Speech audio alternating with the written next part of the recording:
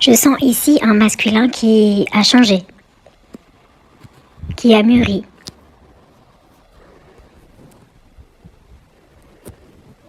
Ce masculin ici a appris de ses erreurs. Et il revient vers vous. Mais il ne sait quoi vous dire. Il essaie de créer une sorte de discours. Le meilleur discours qui soit pour vous convaincre. Pour vous prouver qu'il a changé.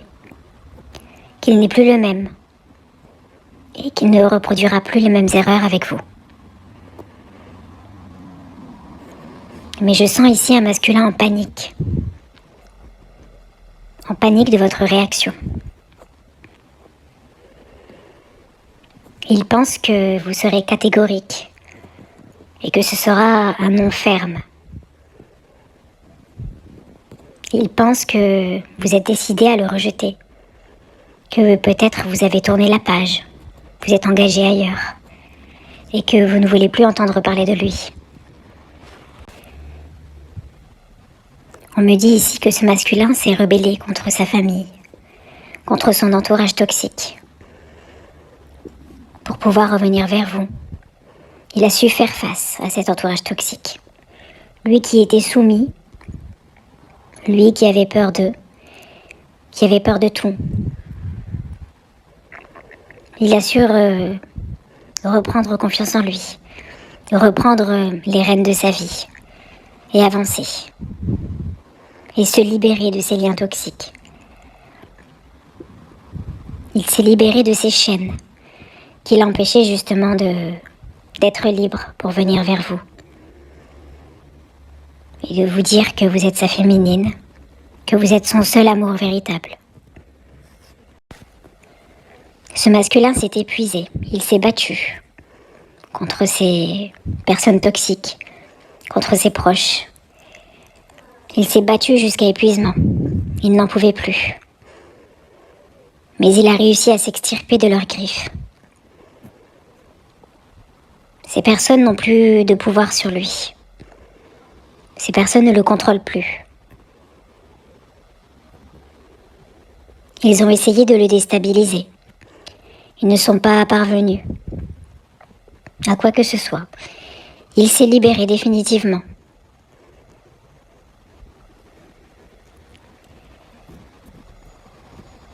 Aujourd'hui, ces personnes l'observent de loin et voient ce masculin avancer dans sa vie.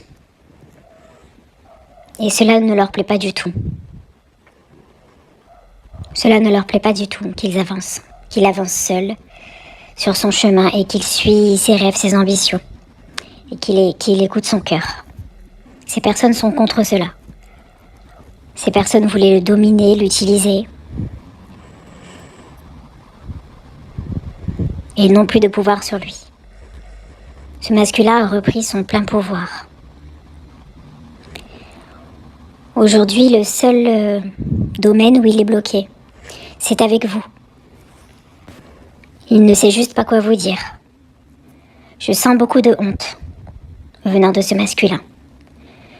Il a honte peut-être de son comportement. Il a pris conscience des choses. Il a honte de ce qu'il vous a fait subir. Maintenant qu'il est libéré, il se rend compte de tout cela. De ce qu'il vous a fait vivre, de la peine, de ces conflits, de ces tierces personnes qui ont pu être dans sa vie. Il se rend compte qu'il vous a blessé et qu'il vous a fait beaucoup de mal. Ce masculin a profondément honte de cela. C'est cette honte qui le retient. Ce masculin pense à vous et vous aime, mais en distance. Il y a de la distance entre vous. Il n'ose briser cette distance.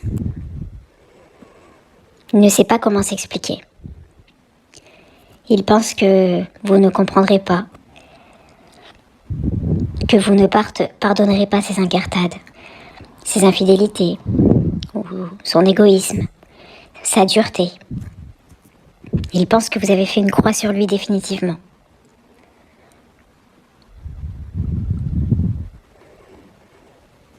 Pourtant, la situation a bien changé. Ce masculin n'est plus le même. Et si vous, la féminine,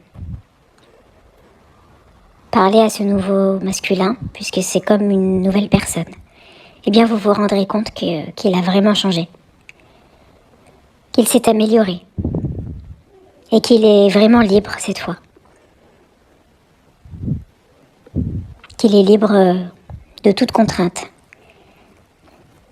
De toute personne. Qu'il peut être avec vous pleinement. Pour s'épanouir dans cette relation. Peut-être vous, en tant que féminine divine, gagnerez à écouter ce masculin. Ce qu'il a à vous dire. Mais pour le moment, il a peur. Il réfléchit à ce discours qu'il va venir vous exposer.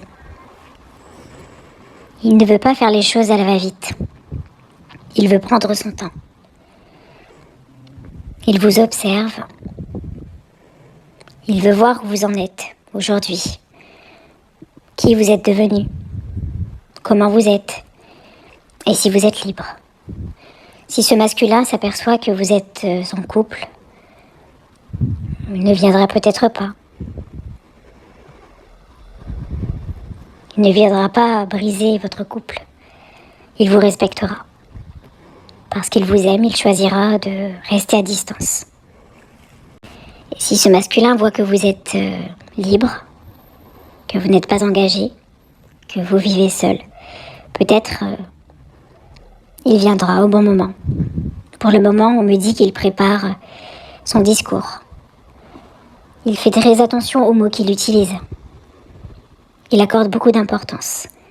Aujourd'hui, maintenant qu'il a changé, les mots qu'il utilise sont très importants à ses yeux.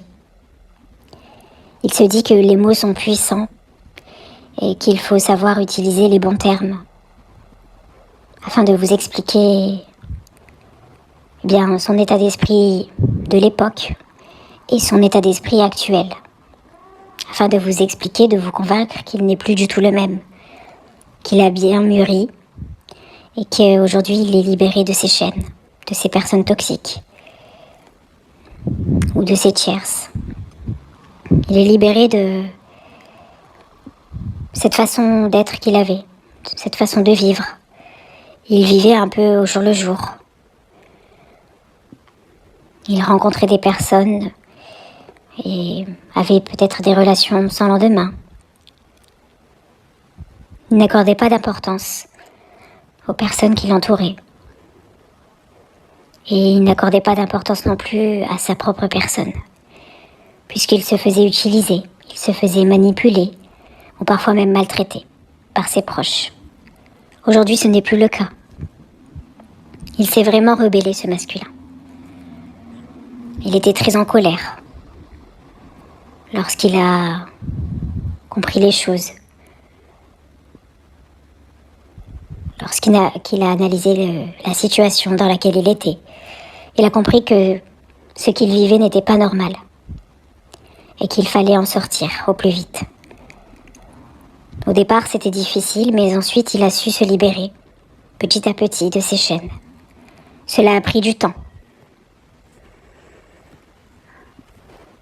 Il était très anxieux à l'idée de couper les ponts avec ses proches, de changer de vie radicalement. Puisqu'aujourd'hui, ce masculin se retrouve vraiment seul. Il a très peu de personnes sur qui compter. Très peu d'amis réels. Et ses propres... son entourage proche, sa famille, bien n'était là que pour l'utiliser, que pour le manipuler, ou avoir un total contrôle, une sorte de domination sur lui, sur sa personne.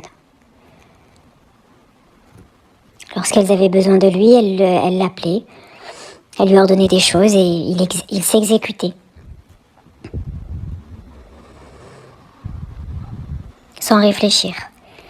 Il agissait de la sorte, de manière habituelle. Il pensait que cela était normal, de servir les autres. et de se sacrifier. Mais aujourd'hui, il ne se sacrifie plus. Il est sorti du sacrifice. Il est sorti de cette soumission. Et il vit sa propre vie. Il prépare une sorte de lettre, de pardon et de réconciliation. Une sorte de grand discours. Peut-être vous allez recevoir une lettre ou un email ou un très long SMS.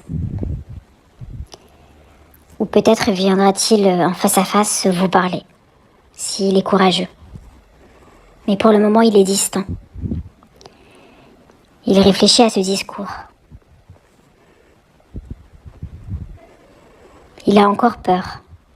Les mots ne sortent pas. Il veut être le plus naturel possible avec vous. Il veut être authentique. Il veut que vous ressentiez sa sincérité dans ce mot, dans cette lettre d'excuse, de pardon. Il veut toucher votre cœur et vous prouver que vous êtes son véritable amour.